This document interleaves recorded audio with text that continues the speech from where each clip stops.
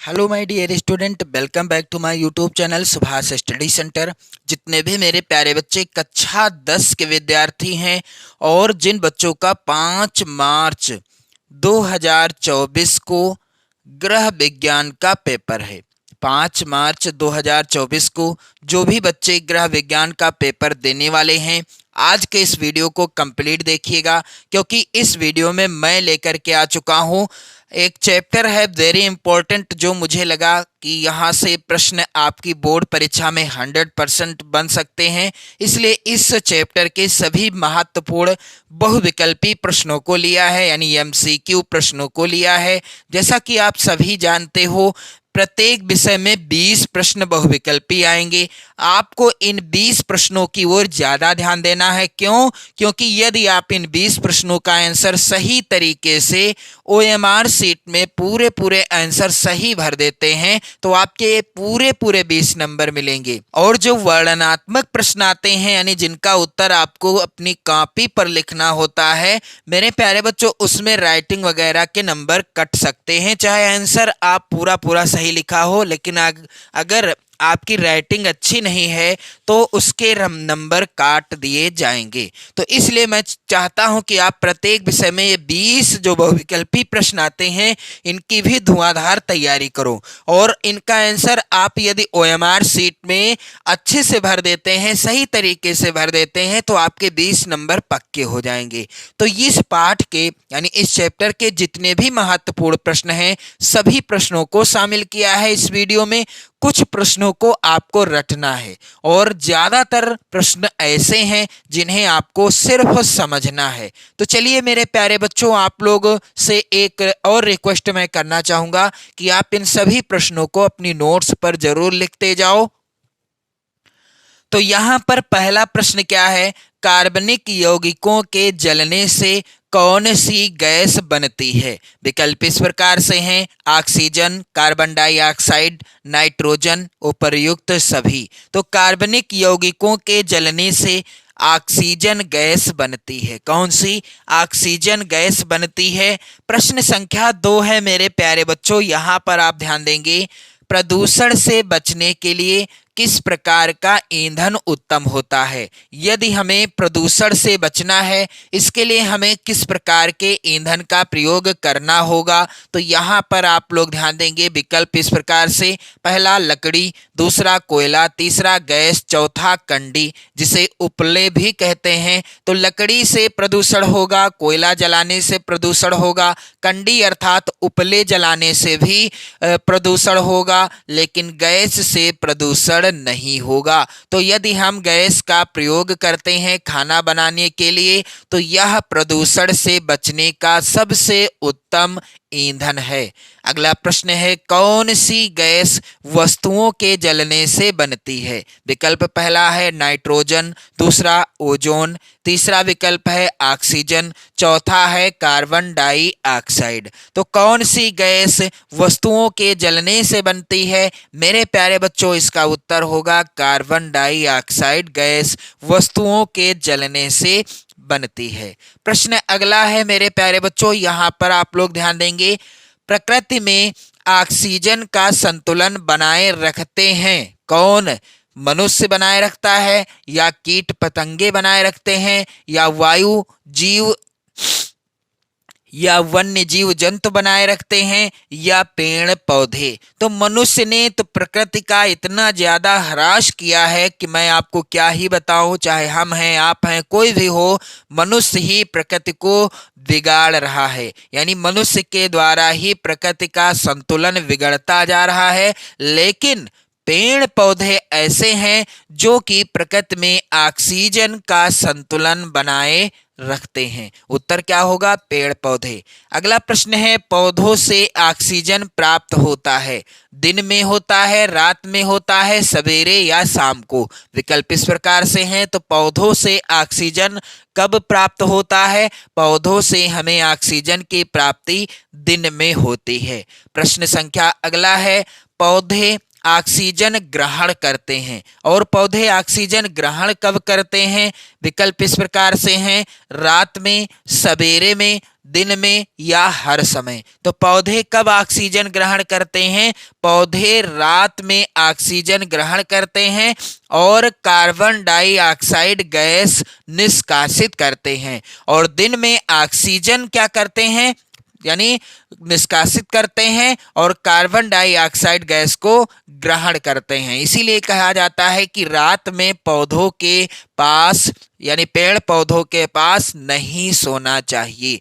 और कुछ पेड़ पौधे ऐसे हैं जो 24 घंटा ऑक्सीजन गैस 24 घंटे ऑक्सीजन गैस का निष्कासन करते हैं, यानी उन पौधों से, पेड़ पौधों से हमें 24 घंटे ऑक्सीजन गैस प्राप्त होती है। अगला प्रश्न है यहाँ पर, लाउड स्पीकर की आवाज से किस प्रकार का प्रदूषण फैलता है?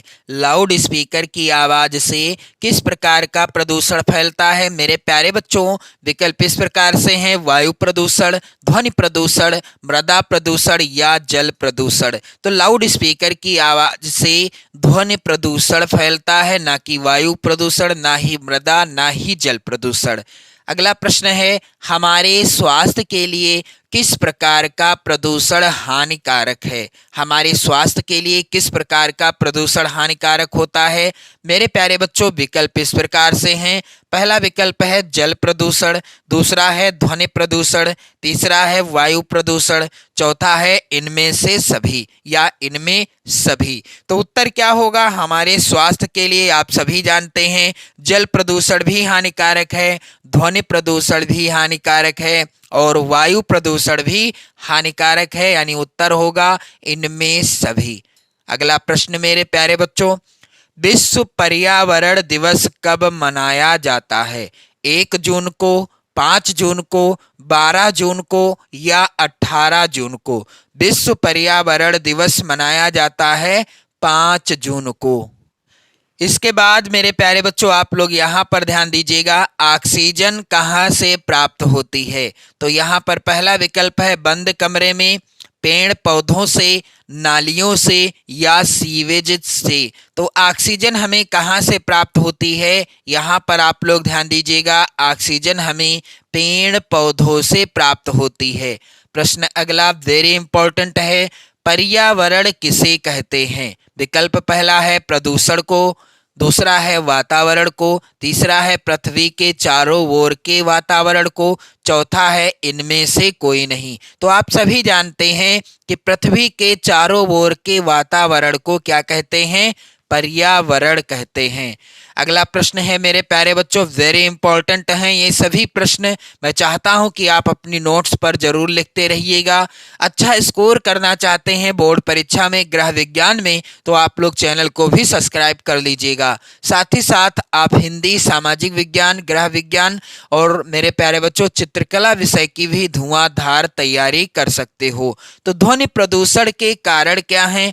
पहला विकल्प है वाहनों के हॉर्न, सायरन, लाउड स्पीकर, इनमें से सभी। तो आप सभी जानते हैं कि वाहनों के हॉर्न के कारण भी ध्वनि प्रदूषण होता है, सायरन के द्वारा भी ध्वनि प्रदूषण होता है, लाउड स्पीकर बजाने से भी ध्वनि प्रदूषण होता है। उत्तर होगा इनमें से सभी, यानी ध्वनि प्रदूषण के ये सभी कारण हैं जिनके द्वारा ध्वनि प्रदूषण उत्पन्न होता है।